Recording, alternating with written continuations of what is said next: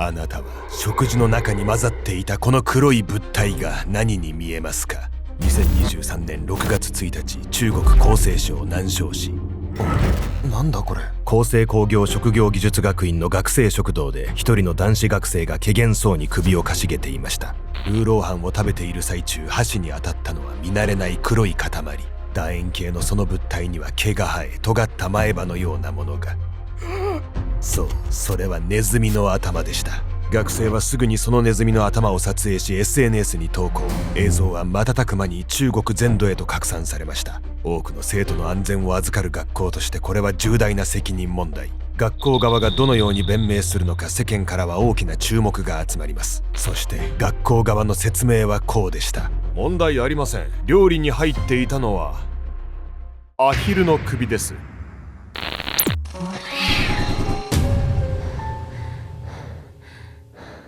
ボソスケンちゃんです。やみやみこです。というわけで、やみこさん、この間の日本対ブラジル見ました？見ました。前半でね、1点取った後逆転されて、まあすっごい悔しかったわね。やっぱマジで勝てるじゃん。まあそういう空気になったわね。そう、やっぱブラジルの壁厚かったっすね。後半のね、やっぱ動きがちょっと違ったもんね、両国でね。確かにね、向こうも変えてきたし、それに適応できなかったっていうのもあるし、ただ、僕の中ではやっぱりね、ザイオンマジですげえなみたいな。鈴木ザイオン選手。ぶっちゃけザイオンじゃなかったらもっと点取られてるじゃん。そうね。すっげえギリギリで止めてくれてさ、ね、相手のエースのシュート止めたとことかやばかったね。指を触れたかどうかで変わってたからね、あれね。最後の点もね、触れてはいたんだけど、ちょっとね、足りずにって感じだったんですけど。そうだったわね。だからなんか、すげえ昔サッカー見てた時よりは、差は縮まってるなっていうのはすごい感じれたんで、4年後のね、ワールドカップ楽しみだなと思いつつ、今から楽しみ。なのでちょっと皆さんの4年後のワールドカップ、この選手出てほしいなっていう希望があれば、僕、叶えられるんで、ぜひね、教えてください。本田圭佑。今回は中国で起きたある食品スキャンダルをご紹介します。学食の料理からネズミの頭が出てきたという信じられない事件なんですが、学校はね、誰がどう見てもネズミだと分かるそれをアヒルだって言い訳し始めたんです。いや、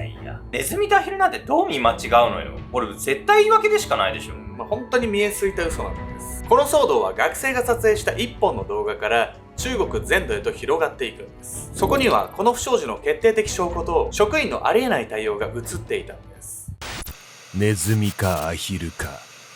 2023年6月2日、中国厚生省南昌市。厚生工業職業技術学院の学生の間である一本の動画に注目が集まっていました。動画に寄せられるコメントは吐き気がする、トラウマになりそうなどの嫌悪感を示す声。やがて動画はメディアでも報じられ、 SNS を中心に大きな騒動となっていきます。彼らが目にした動画には一体何が映っていたのでしょうか。時は遡り、前日の6月1日、昼時を迎えた厚生工業職業技術学院の第一食堂。これちょっと待って言いづらい。厚生工業職業技術学院の第一食堂は多くの学生でごった返していました。にぎわう食堂の中、男子学生 GU は友人らと他愛のない話をしながらルーローハンを食べていたのですが、なんだこれ。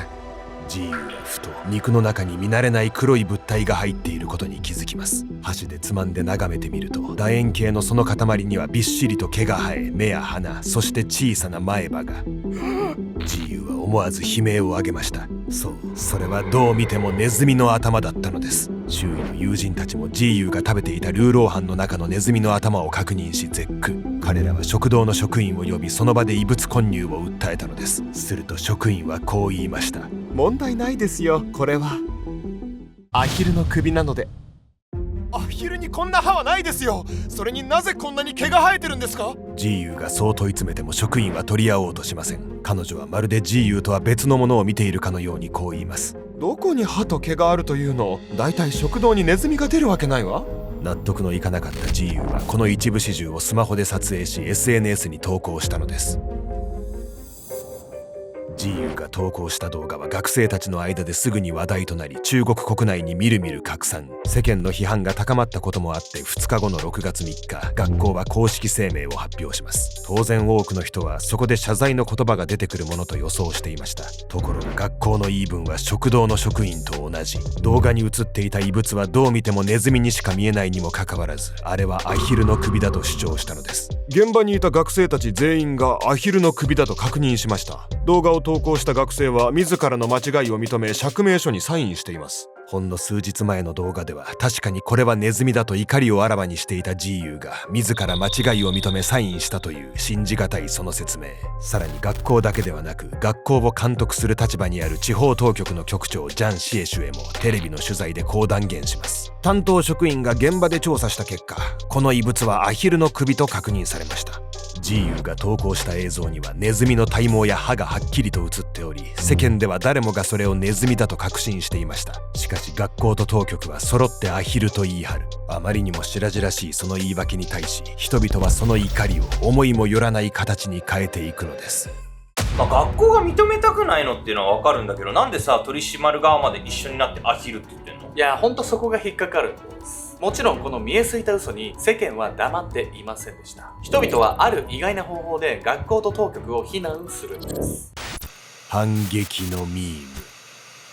黒い体毛と歯が生えた頭部が映された動画を前にしても絶対にそれがネズミだと認めない学校と地元当局。その往生際の悪い対応に世間はただ怒りの声を上げるだけではありませんでした。この不祥事はとあるネットミームとなり、ユーザーたちの間で面白おかしく揶揄されるようになったのです。ネット上に並んだのはシソイオウの4文字。ネズミを指してアヒルとナスという意味の造語でした。これは中国の故事である白クイバをもじった言葉で、その語源は2000年以上前の秦の時代の権力者長江にまつわるエピソード。長江が指をさして家臣たちにこれは馬かと問い、正直に鹿ですと答えた者は処刑されてしまう。白クイバはそうやって白を黒だと言いくるめる権力者の傲慢さを表す言葉でした。ネズミをアヒルと言い張る学校や当局の姿はその孤児の言わんとすることそのままだったのです。シソイオウはたちまち流行語となり、ネズミの頭にアヒルの体をつなぎ合わせた架空の動物ダックラットのコラージュ画像まで生まれました。このダックラットはネットの動物人気ランキングで1位に。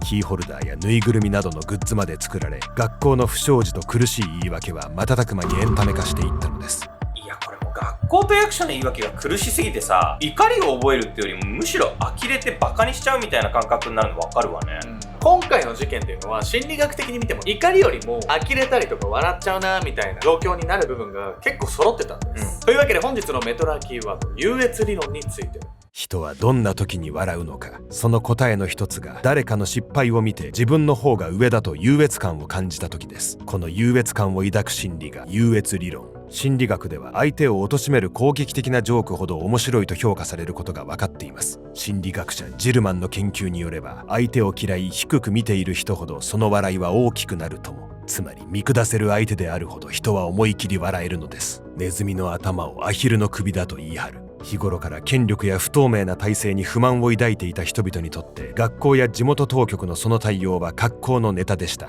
学食の料理にネズミが混入される不祥事がシソイオウという笑いに変わっていったことには、学校や当局への嫌悪感が深く関係していると考えられるのです。こうして学校や地元当局の明らかに嘘だとわかる言い訳は中国国内で笑い物にされていきました。そして人々がこの事件をネットミームにした理由は単にバカにする意図だけではありません。中国では政府や当局への批判が厳しく制限されており、おかしいと声を上げても批判的なコメントはすぐに削除されてしまいます。その環境の中、シソイオウやダッグラットのようなミームを流行らせることは遠回しな抗議の手段だったのです。ところがある時を境にダッグラット関連の検索結果はネット全体から一斉に姿を消し、グッズも全面的に販売禁止に。当局や学校の対応を遠回しに非難するそのミーム自体が規制の対象となったのです。そして当局のこの動きは知られたくない真実があると自ら認めるようなもの。この強引な火消しはむしろ火に油を注ぐ結果となり、騒動はますます大きくなっていきました。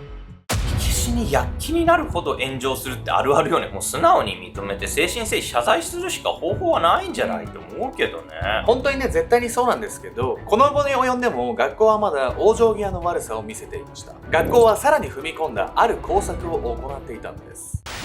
食堂の真実。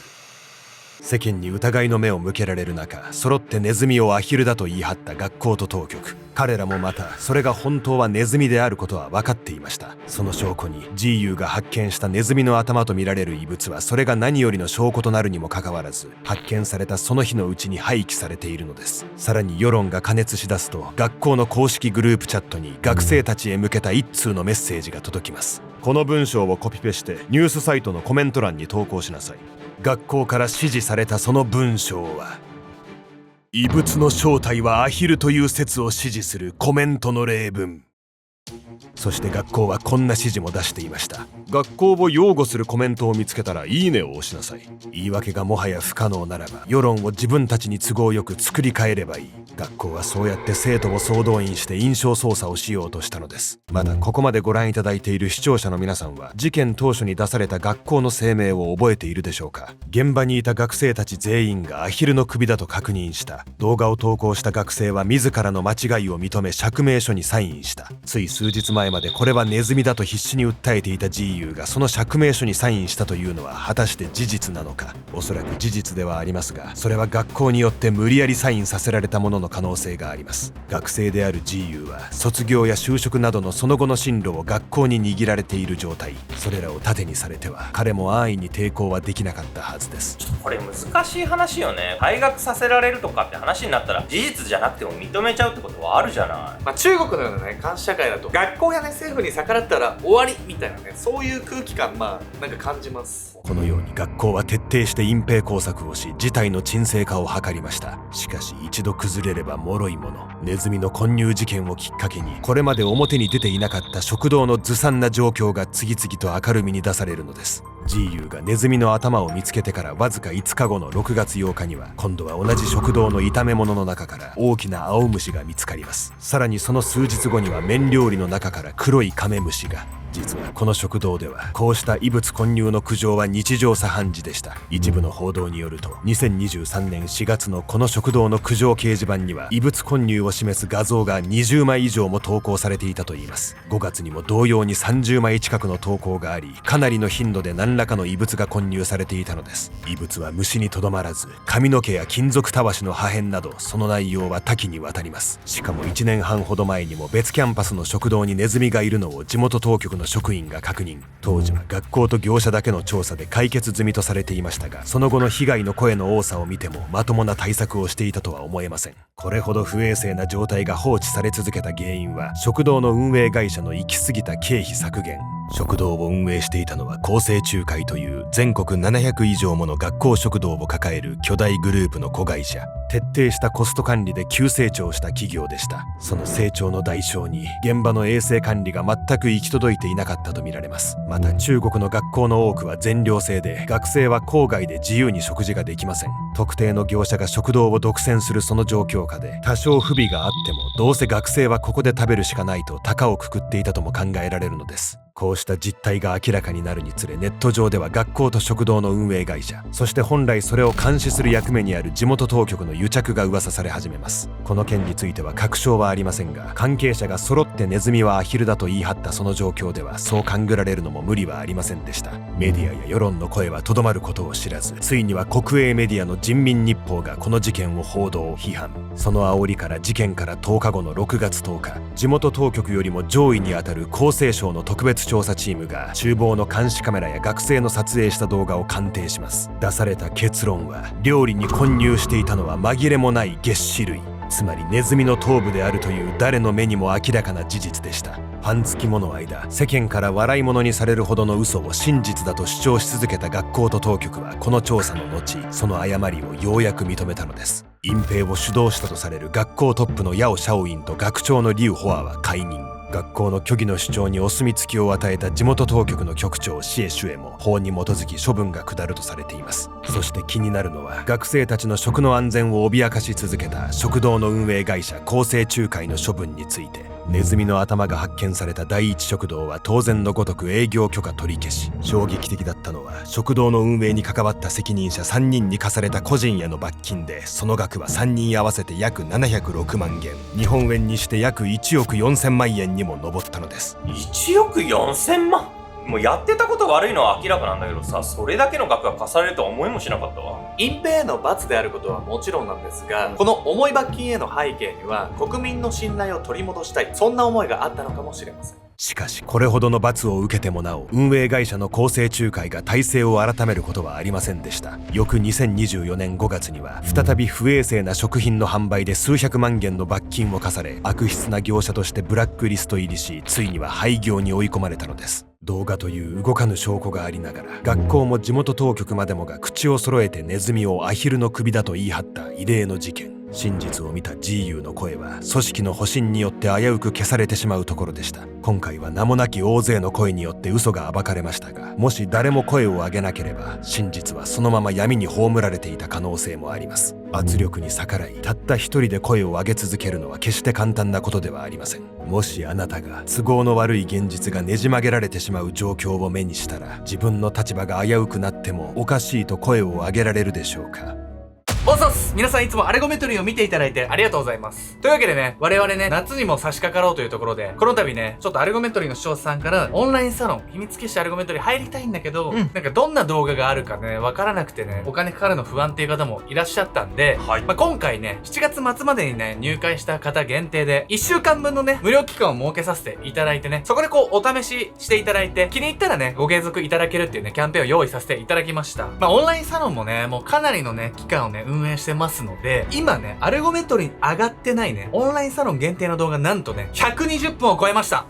というわけでね、オンラインサロン限定なんで、ちょっと過激な動画だったりね、YouTube に上げられないようなものばかりなんですけど、そちらもね、興味ある方はね、ぜひこのキャンペーンをね、利用して、秘密結社アルゴメトリーに入会してみていただければと思います。改めてね、7月末まで入会の方限定なので、ちょっとね、迷ってる方とかはね、試しにね、入ってみてもいいんじゃないでしょうか。というわけで、引き続きね、アルゴメトリー、そして秘密結社アルゴメトリーをよろしくお願いします。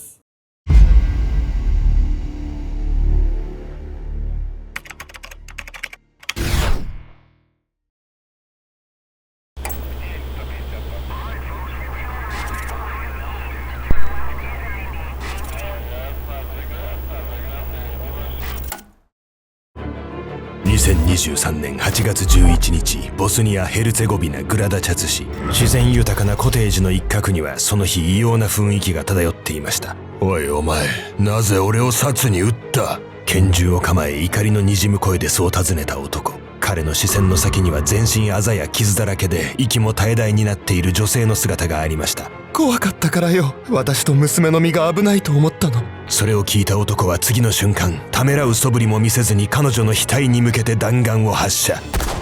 女性はその一撃によって即死しました。この男の正体は当時1万人以上のフォロワーを抱えていたボディービル系インフルエンサー。そしてこの事件の映像は彼自身が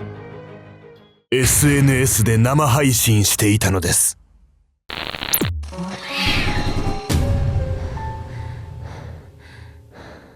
この動画の続きはオンラインサロン秘密結社アルゴメトリーでご視聴ください。